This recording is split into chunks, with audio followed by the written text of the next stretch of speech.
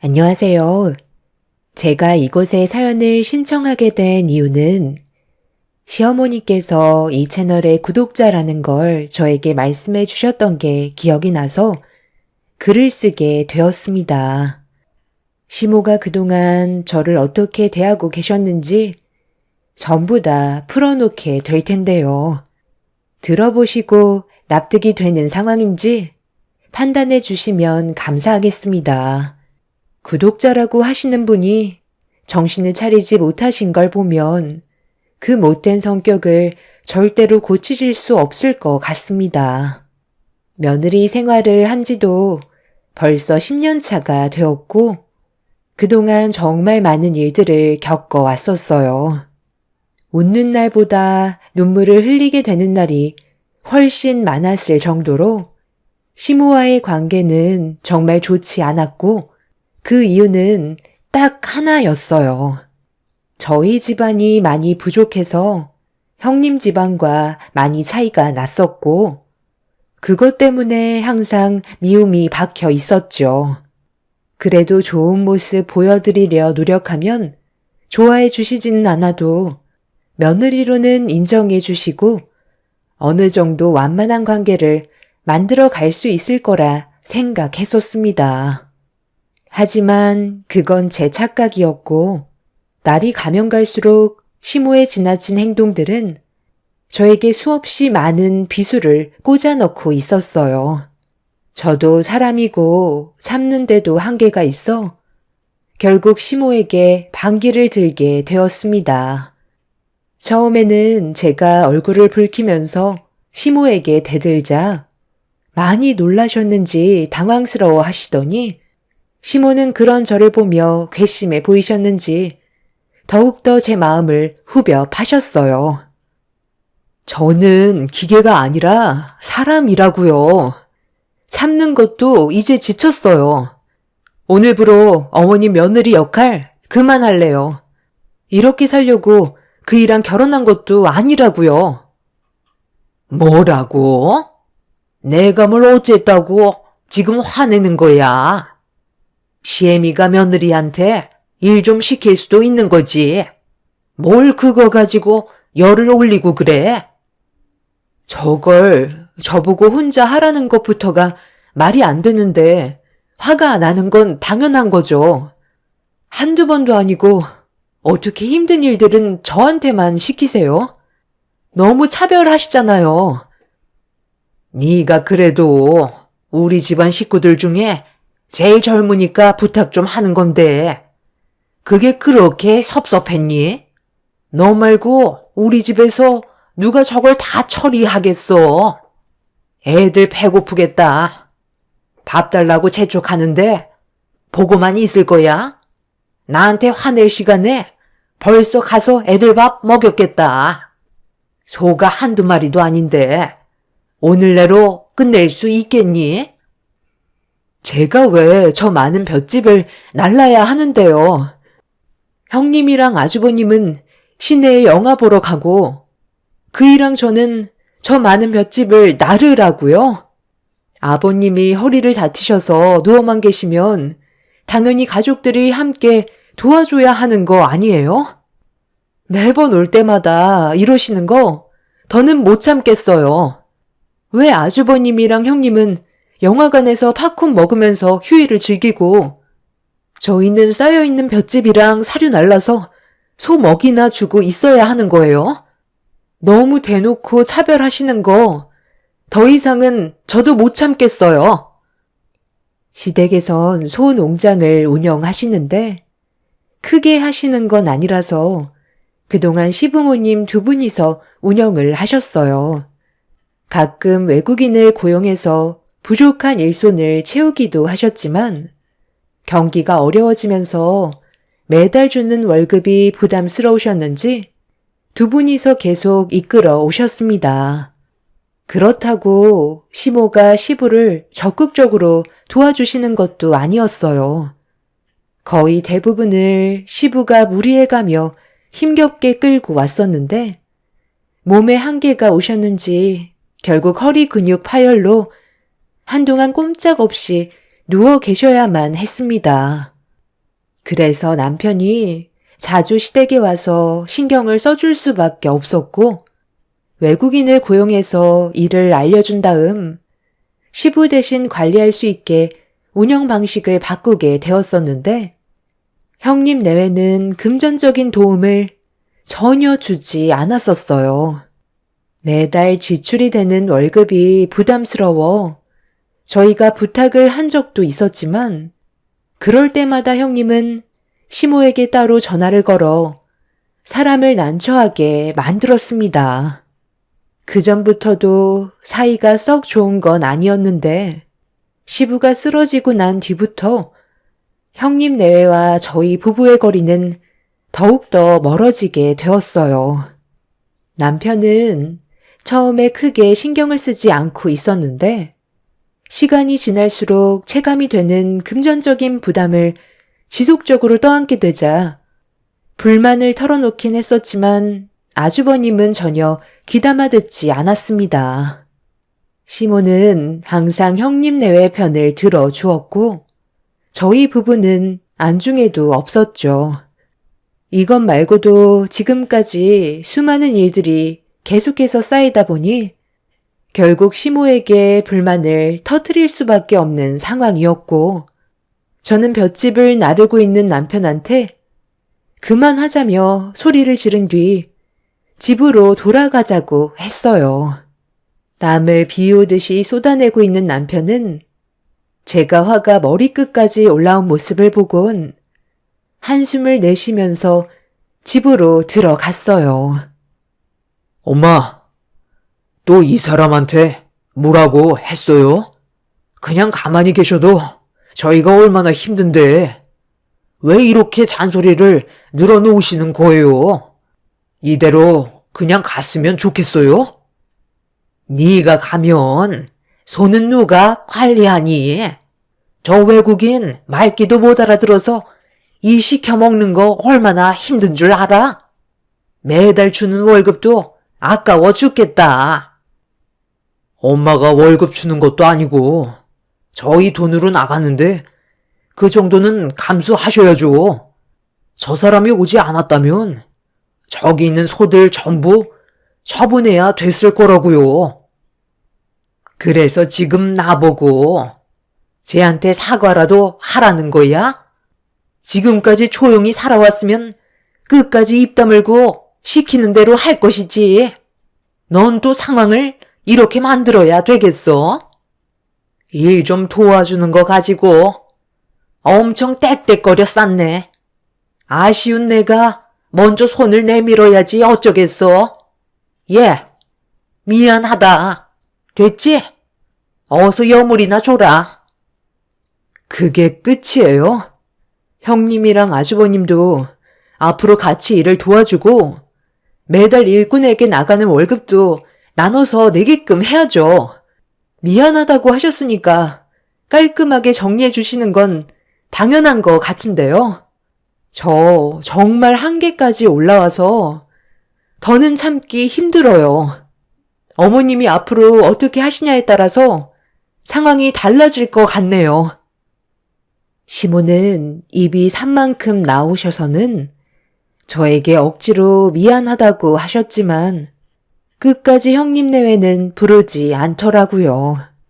그래서 제가 직접 전화를 한 뒤에 시모를 바꿔준 뒤 서둘러 시댁으로 오게 만들었고, 남편과 제 눈치를 보게 된 시모는 어쩔 수 없이 형님 내외가 서둘러 왔으면 좋겠다고 했지만 정말 어이가 없었던 건 시모가 계속 단 것만 먹여서 그런 건지 분위기 파악을 하지 못하고 늦은 저녁이 되어서야 집으로 기어 들어왔어요. 이미 한계치까지 분노가 차올라 버린 저희는 불만이 터져 나올 수밖에 없었고, 결국 서로에게 씻을 수 없는 상처가 등을 돌리게 되는 상황까지 오게 만들 정도로 형님 내외는 분위기 파악을 하지 못하고 있었습니다. 그동안 육아 스트레스로 우울증이 생겨서 어머님이 스트레스 좀 풀고 오라고 했던 건데, 그게 그렇게 마음에 안 들었으면 동서도 서방님이랑 영화 보러 가면 되는 거잖아. 지금 그걸 말이라고 하세요? 영화를 볼 거면 아버님 댁에 오지 말고 형님 집 근처에 있는 극장에서 가서 보면 되지. 굳이 여기까지 와서 봐야 되는 거예요? 아버님이 그동안 무리를 하셔서 허리를 다쳐 누워 계시면 형님이 먼저 나서서 해결을 할 수 있게 서로 의논하고 방법을 찾는 게 우선인데 시댁에만 오면 손가락 하나 까딱하기 싫어서 이리저리 내빼기만 하려는 그런 모습이 너무 꼴보기가 싫어요. 왜 저희만 계속 손해를 보면서 지내야 되는 건지 모르겠고 왜 형님만 어머님한테 대우받아가면서 차별을 받아야 되는지도 모르겠어요. 그래서 이제 그만하려고요. 무슨 영화를 극장에서 12시간을 보나 봐요? 한 번 나가면 들어올 생각을 안 하시잖아요. 아주버님도 그러시는 거 아니에요. 집안의 장남이라는 사람이 꾀만 부릴 줄 알지 집안이 어떻게 돌아가고 있는지는 전혀 관심이 없잖아요. 영화 보고 둘이서 외식할 돈은 있고 아버님 일하시는데 고생 좀 덜어드리려고 일할 수 있는 사람 고용할 돈은 없나 봐요. 급하게 돈이 필요할 때만 효자가 돼선 전부 홀라당 뺏어가고 원하는 걸 손에 넣으면 금세 태도가 바뀌어서는 도움을 요청할 때 남보다 더 차갑게 등을 돌려버리잖아요. 재수씨, 말 참 이상하게 하네. 내가 언제 모른 척 했다고 그래요? 도와달라고 했을 때 우리 사정도 별로 좋지 않으니까 어쩔 수 없이 도와주지 못한 거지. 재수씨한테 정말 섭섭하네요. 동석이 너는 형이 지금 오해를 받고 있는데 왜 아무 말도 안 하는 거야? 너도 설마 나한테 문제가 있다고 생각하는 거냐? 그렇게 생각하는 게 당연한 거 아니야? 형이 그동안 해온 짓을 생각해봐. 도움이 간절하게 필요할 때 항상 도와준 적 단 한 번이라도 없었잖아. 꼭 돈 문제가 걸리면 연락도 안 받고 아예 전화번호까지 차단해버려서 심각한 상황까지 와도 모른 척 했으면서 문제가 없냐고? 그게 지금 형 입에서 나올 말이야? 서방님, 지금 너무 몰아세우는 것 같은데 우리 입장도 생각을 해줘야죠. 금전적으로 도움을 줄 수 없는 상황이었을지도 모르는데 왜 멋대로 생각하세요? 그래, 이건 큰 며느리 말이 맞다. 애들도 사정이 있는 거고 도움을 주지 못하니까 그게 미안해서 연락을 안 받은 건데 뭘 그거 가지고 섭섭해 하고 있어. 아, 그래서 저희가 도와달라고 했을 때 냉전 한 푼 없다며 주머니 사정이 힘들다고 하도 죽는 소리해서 남편이 지인분한테 돈을 빌려 해결하니까 타이밍 보고 해외여행으로 하와이 다녀왔어요. 그것도 일주일씩이나 지내면서 아주 호화롭게 보내고 있었는지 메신저 배경화면 바꿔가면서 엄청 자랑질을 했었잖아요. 형님 내외는 본인들의 실속만 챙길 줄 알지 도움을 베풀어줄 생각은 전혀 하지 않았었어요. 이런 자잘한 일들이 계속해서 쌓이고 쌓이다 보니 안 좋아진 감정으로 좋은 말이 나갈 수 없었습니다.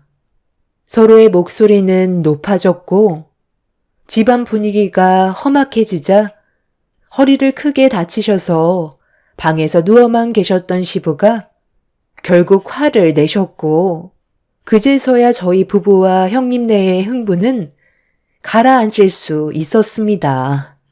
시부는 다 필요 없다면서 2번 다시 집에 오지 말라고 손에 잡히는 물건을 거실 쪽으로 집어 던지셨어요. 몸을 일으킬 수가 없으니 시부도 많이 답답해 하시는 것 같아 보였습니다.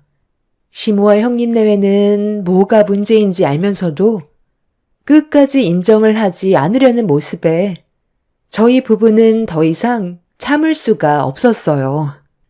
그래서 그날 이후 더는 시댁에 가지 않으려 했는데 며칠 뒤 시부의 건강 상태가 많이 안 좋아지셨는지 계속해서 고통을 호소하셔서 시부를 병원으로 옮겨드려야 되는 상황 때문에 또다시 시모와 형님 내외의 얼굴을 마주할 수밖에 없었죠. 서로의 감정은 안 좋았지만 그날만큼은 최대한 조심하려고 말도 걸지 않았습니다. 그렇게 시부의 건강 상태를 확인해 본 결과 부득이하게 허리 수술을 해야만 했어요. 허리를 잡고 있던 근육이 파열이 되면서 디스크가 튀어나와 염증이 유발되었고 심각하면 평생을 걷질 못할 수 있다는 충격적인 진단 결과에 시간을 지체할 이유가 없었어요. 그런데 수술비가 얼마나 나올 것 같아? 우리 돈 나가는 거 너무 아깝잖아. 어차피 소농장을 더 이상 유지하기는 힘들 것 같은데.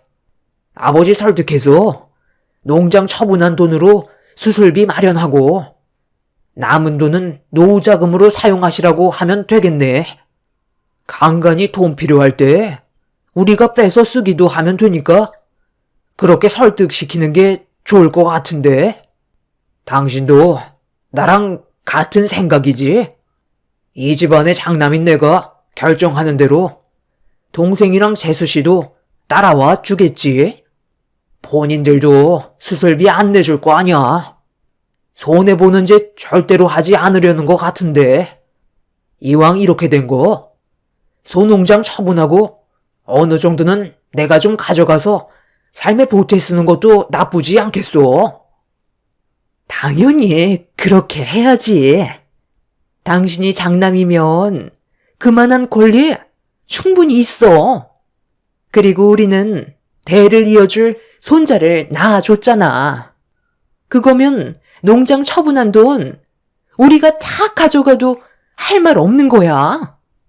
동서내외는 딸을 낳았으니 고개조차 들지 못하고 돈 달라는 말도 못해. 당신이 장남이니까 알아서 해. 그럼 우리 농장 처분한 돈으로 해외여행 한번 더 갈 수 있는 거야. 이번에는 좀 더 길게 다녀오면 좋겠다. 우리끼리 돈 쓰면 눈치 보이니까 어머님도 지인분들과 여행 좀 다녀오시라고 돈 좀 지어드리는 것도 괜찮겠네. 어차피 농장 처분한 돈 당신이 관리할 거잖아. 동서내외는 아주 버릇도 없고 어른을 공경할지도 모르니까 냉전 한 푼도 주지 마. 지금 뭐라고 했어요? 듣자 하니까 정말 너무들 하시네. 어떻게 아버님이 한평생 관리해오신 소농장을 처분하겠다는 말을 할 수가 있어요? 아버님이 허락해 줄 것 같아요? 김치국부터 마시지 말고 쓸데없는 말 할 거면 그만 돌아가세요. 더는 못 들어주겠네요. 지금이 얼마나 심각한 상황인지 모르는 것도 아니면서 놀러 갈 생각이 들어요? 정말 어이가 없어서 말도 잘 안 나오네요. 아주버님은 아버님 아들 맞아요? 지금 큰 수술을 받게 되셨는데 머릿속에는 온통 돈 쓸 생각밖에 없어요. 그러니까 아버님이 아주버님보다 그 일을 더 아끼고 조금이라도 챙겨주시려는 거예요. 재수씨, 보면 오지랖이 너무 넓어. 왜 남의 가정사에 끼어들어 갱판을 치려는 거야? 우리 집안 문제를 왜 재수씨가 이어드냐 이거야? 여기서 한바탕 하고 싶지 않으니까. 재수씨야말로 그만 돌아가 주지 그래. 대우해 주는 것도 어느 정도지. 보자 하니까 아주 개념을 밥 말아 먹었나? 병실 앞에서 형님 내외가 나눈 대화에 화가 치밀어 오른 저는 그냥 넘어갈 수가 없었어요. 온갖 희생은 저희 부부가 다 해왔는데 장남이라는 이유 하나만으로 시부의 재산을 혼자 독차지하려고 계획하고 있는 모습이 너무 꼴보기가 싫었습니다. 결국 수술을 앞두고 계신 시부 앞에서 또다시 언성을 높이며 서로 얼굴을 붉히게 되었고 화장실에 다녀온 남편이 저와 형님네가 싸우는 모습에 급하게 달려와 무슨 일이냐고 물어보길래 전부 다 설명을 하자 분위기는 또다시 심각해지고 말았어요.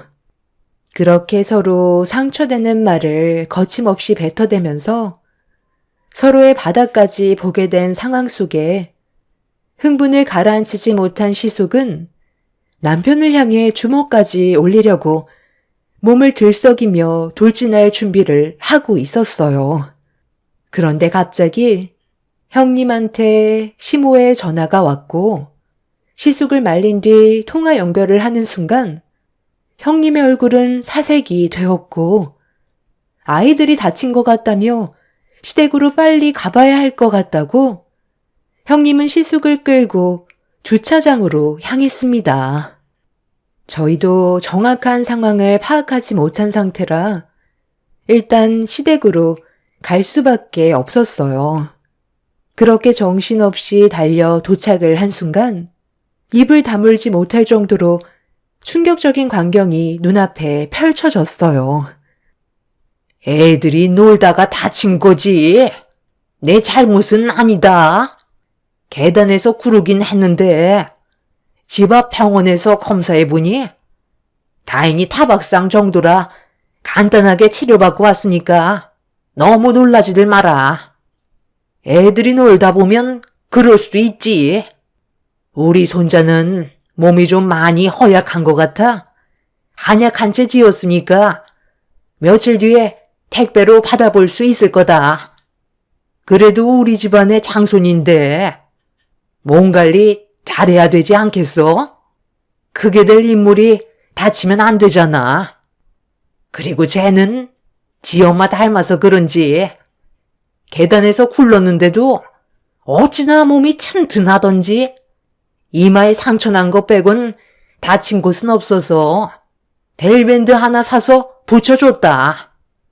그리고 이거 남은 건데 자주 필요하면 쓰던지 무슨 밴드 하나가 800원씩이나 하냐?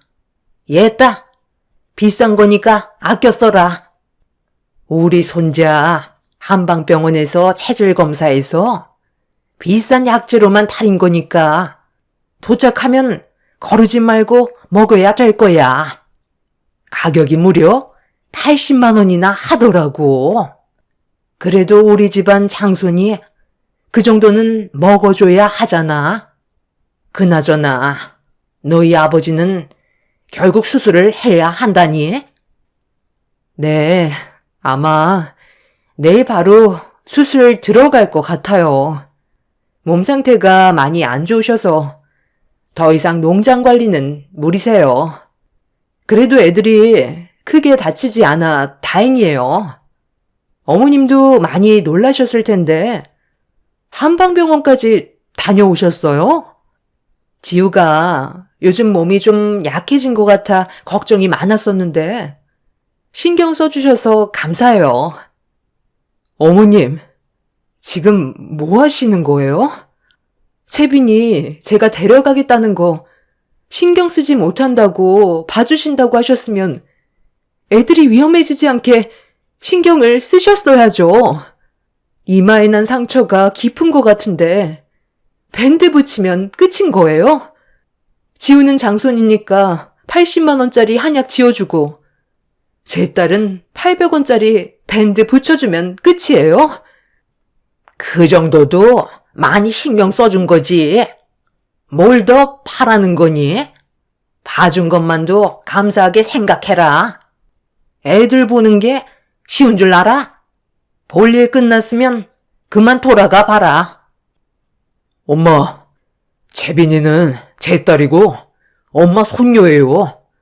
어떻게 애들을 앞에 두고 차별을 하실 수가 있어요? 저도 더는 엄마 얼굴 보고 싶지 않으니까 인연 끊자고요. 시모는 형님 아들과 제 딸을 심하게 차별을 하셨고 대놓고 비교를 하신 행동에 제 딸이 많이 서운했었는지 할머니가 밉다며 좀 전에 있던 일들을 전부 설명했어요.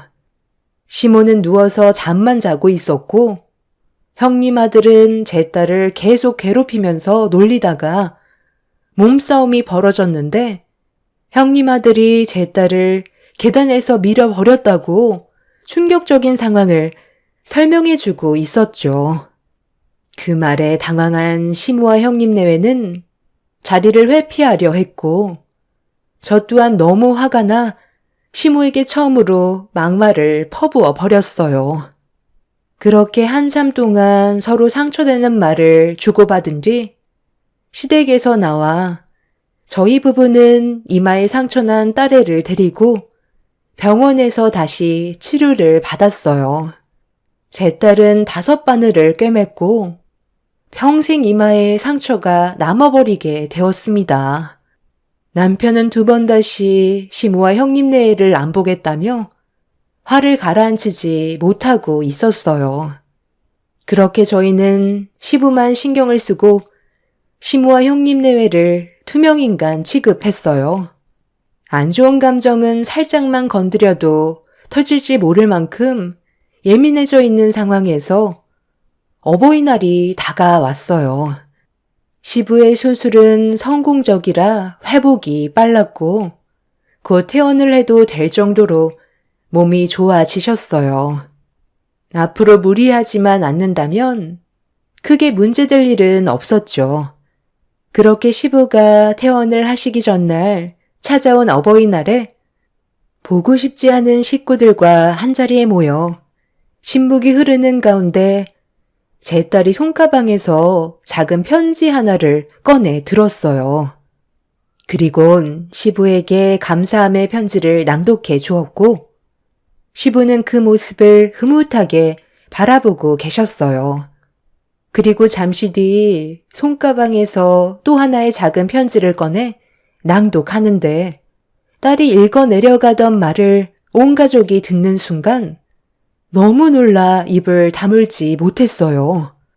시모와 형님 내외는 당황스러워했고 시부의 얼굴 표정은 점점 굳어지자 시모가 제 딸의 입을 틀어 막았어요. 얘가 갑자기 쓸데없는 말을 하고 있어? 할머니가 언제 그런 말을 했다고 그래?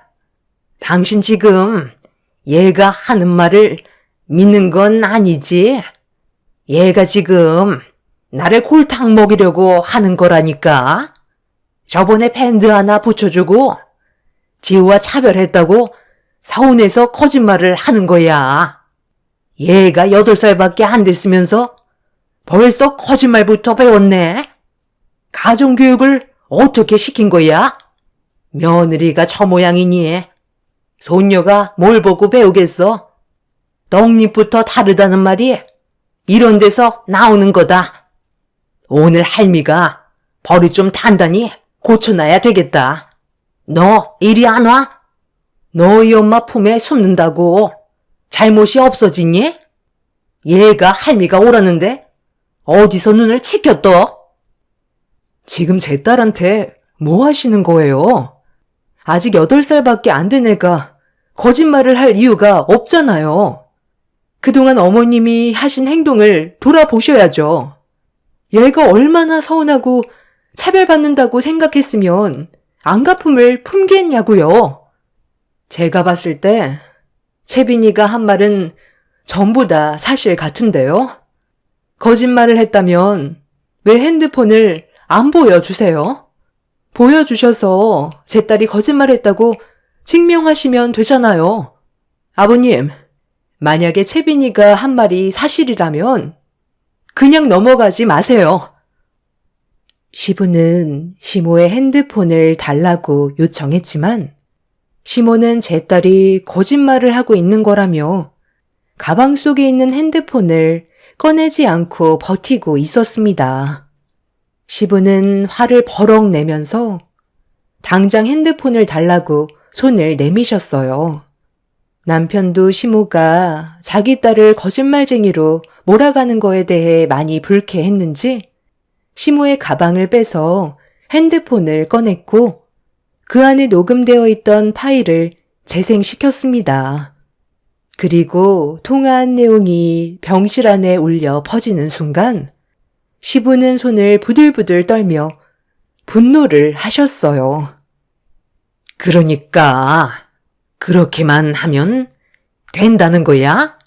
그게 어려운 건 아닌데 병원에 있는 너희 아버지가 다시 농장 일을 하겠니? 몸도 제대로 가누지 못해 앓고 있는데 허리가 다쳐서 꼼짝을 못한 거지. 수술 받고 경과 좋아지면 무조건 농장 관리하게 되어 있어요. 아버지가 가만히 계시는 성격이 못 된다는 거 누구보다 잘 알고 계시잖아요. 저번에 보니까 농장 천장이 낡아서 구멍이 크게 나서 빗물을 막기 위해 비닐을 씌워 놨었는데 엄마가 그걸 좀 치워주세요.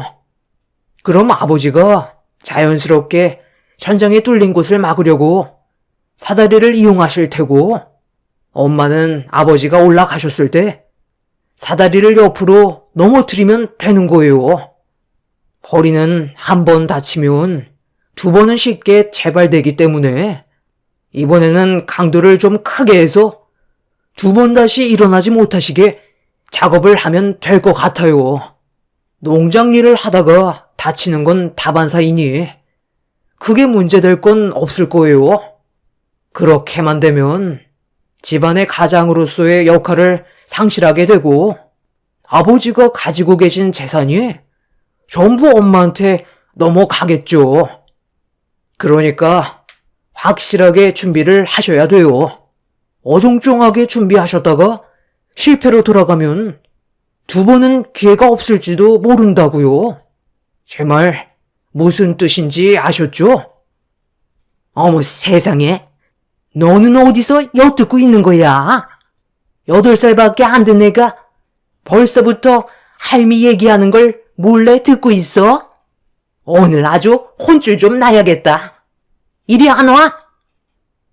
제 딸이 낭독한 시모의 감사 편지에는 좋은 말들이 적혀 있던 게 아닌 시모가 자기에게 저지른 행동에 대해 적어둔 거였어요.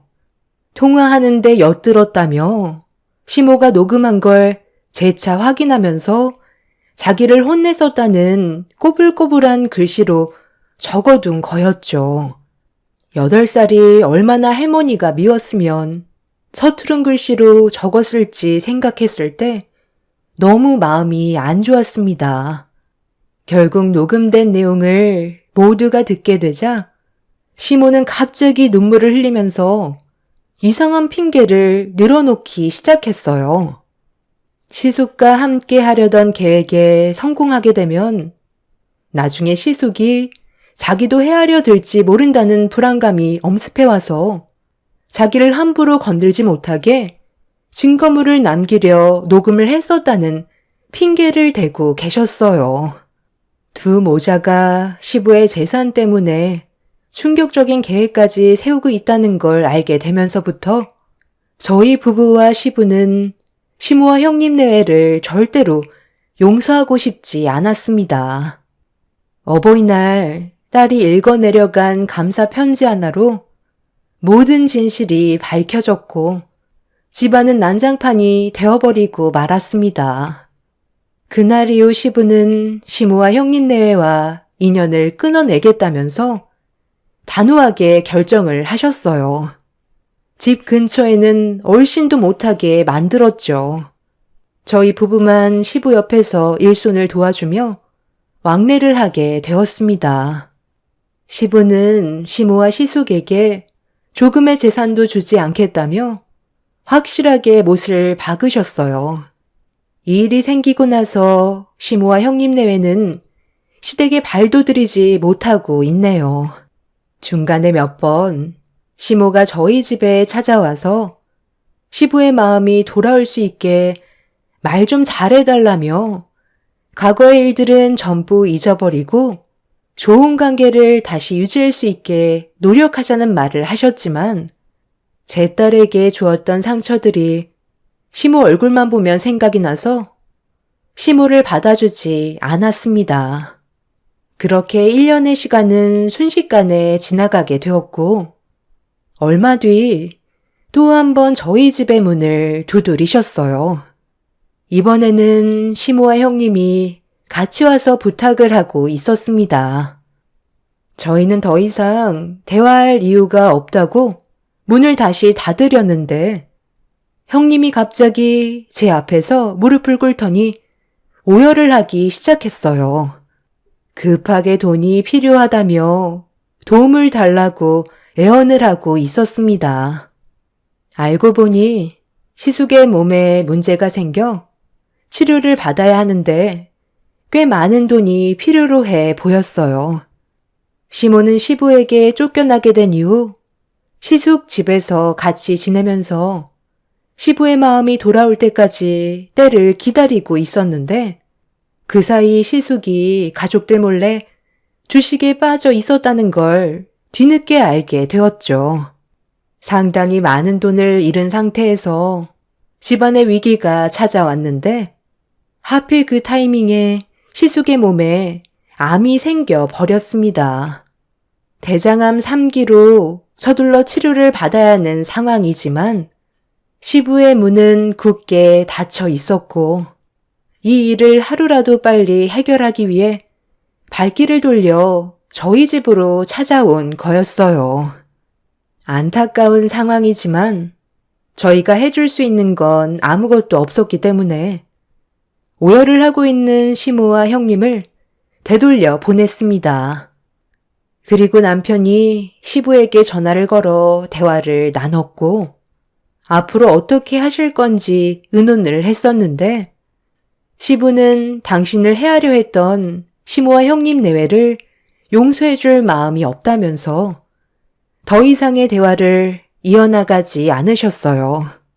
결국 지금 현재 시숙은 살고 있는 집을 처분하고 작은 집으로 이사한 다음 남은 돈으로 치료비와 생활비를 충당하고 있는 상태입니다. 시부는 아직까지 조금도 시모와 형님 내외를 받아줄 생각이 없어 보이세요. 저희도 시부의 결정을 묵묵히 지켜봐야 하겠지만 형님이 하루가 멀다 하고 찾아와 사람 하나 살려달라고 애원을 하고 있습니다. 시모 또한 과거의 행동에 대해 뉘우치고 계시기는 한데 저희가 당한 게 있다 보니 쉽게 손을 내어드리지 못하고 있어요. 여러분들께서는 시숙을 도와주는 게 맞는다고 생각하시나요? 시부의 결정이 내려지지 않은 상황에 저희 부부가 독단적으로 결정할 일은 아닌 것 같거든요. 남편도 선뜻 나서지 않는 상황입니다. 3기에서 4기로 넘어가는 건 시간 문제라던데 그 전에 뭐가 됐든 속 시원하게 결정이 내려졌으면 좋겠어요. 제 사연 들어주신 분들 늘 건강 유의하시길 바랍니다. 감사합니다.